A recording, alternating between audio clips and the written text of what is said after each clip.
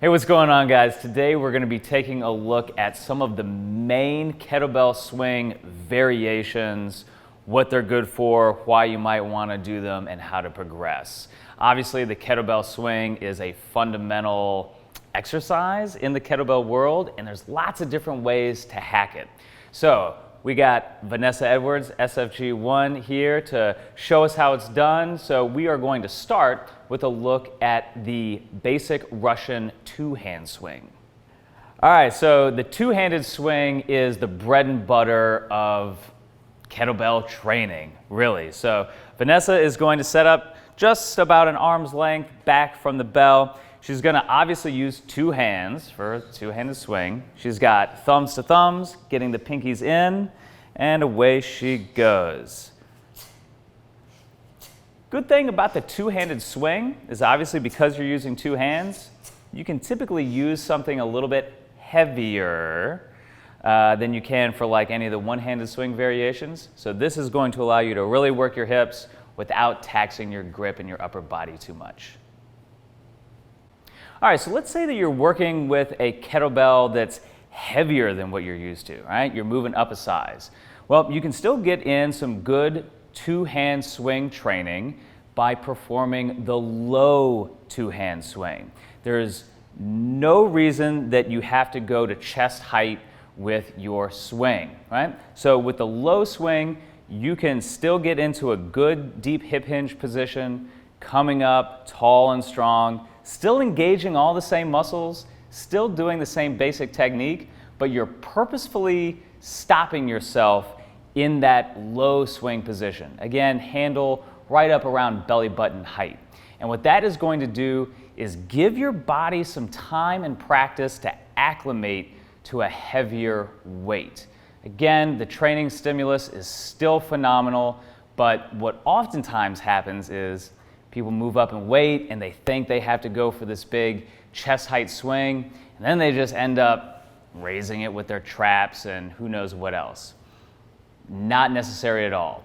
A swing to any height, as long as it's done with good engagement of the hip, good strong neutral spine, is a good swing in my book. So, an often overlooked variation there, the low, heavy, two-handed kettlebell swing. And of course, from the two-hand swing, we progress to the one-arm variation. Now, this really changes the game because now we're talking about an asymmetrically loaded exercise, right? So we've got our bell in one hand and nothing in the other. So really what we're working on here, technique-wise, it all looks the same. Hips, standing plank, it's all still there. But you're going to have to fight this rotation of the bell trying to pull you out of alignment. So when Vanessa sets up, already she's thinking about getting tight through this lat, especially on this loaded side, to help with the backswing. So when she throws it up, she's keeping that lat engagement the whole time.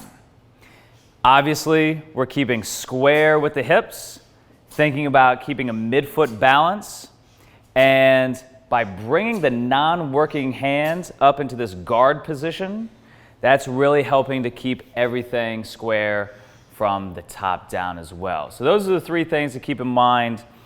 Keep the hips square, really engage your butt every swing. Keep the lats on, especially this one that's loaded. And then lastly, keep an active arm on your free side. That'll help square you up. And that's the one-arm swing.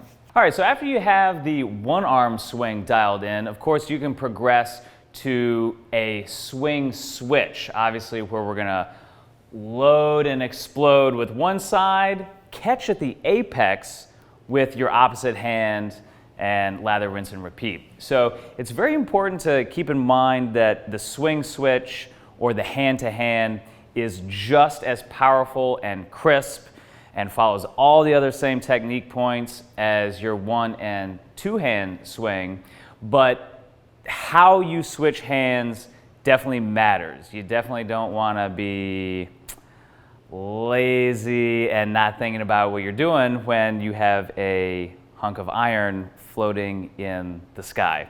So what we are going to demonstrate are two general approaches to switching hands. Vanessa is going to do more of a kind of a free hand switch, and then I'm going to demonstrate hand passing over very, very close, one hand and then the other. But what is most important is that you keep engagement with the lats here so that as the weight is coming to the apex, it's just kind of floating up and just, again, floating, somewhat neutral. It's not going away from you. All right? So that's a key thing. Yes, the swing is a projection of force, right, in front of us, but once we get to the apex here, we definitely want to make sure that we're not, again, letting that bell travel that way, because of course the bell will get away from you, and we definitely don't want that.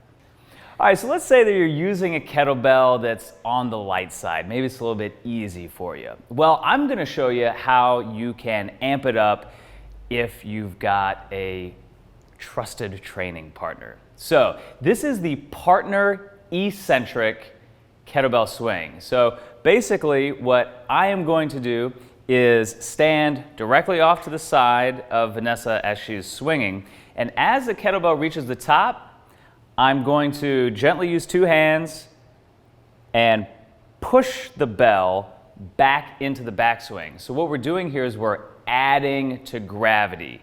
Now, you definitely want to allow your partner to get a couple regular swings in first before you go throwing that sucker down, and then give them a countdown so they know when you are stopping and when they need to stop the set. All right, so let's give it a look. So Vanessa's got a good two-hand swing going, and I'm just gonna give it a little push. 3, 2, 1.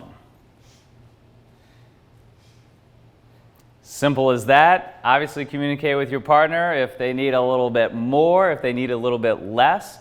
But this is a great way not only to make lighter weights feel harder and heavier, but also to refine your technique, right? Really working on that standing plank position that you can get a good kinesthetic feel for when you actually have somebody making, contact with the bell there at the top. So it's a good little point of feedback, really thinking about engaging the vertical plank. And then of course, this will also really challenge that backswing, because that bell is going to be coming down extra fast. So you're going to get a lot of good extra practice catching a weight with the hips as it comes down to you. And one of my favorite swing variations is the dead stop swing. So essentially what we're doing here is taking a cue from deadlift strength training and doing our reps in singles. So we're eliminating momentum from the swing. So what we're really doing here is we're switching gears from isometric tension in your setup to a fast, explosive expression of power, and then stopping yourself right back down, again, resetting in the bottom position. So dead stop swing, also called the power swing, is a fantastic way to get acquainted with heavier weights, heavier bells, to really work on your setup, really work on your power, your mental and physical endurance. It's a lot harder than it looks, and it's just a great way to keep yourself honest with your movement patterns when it comes to the swing.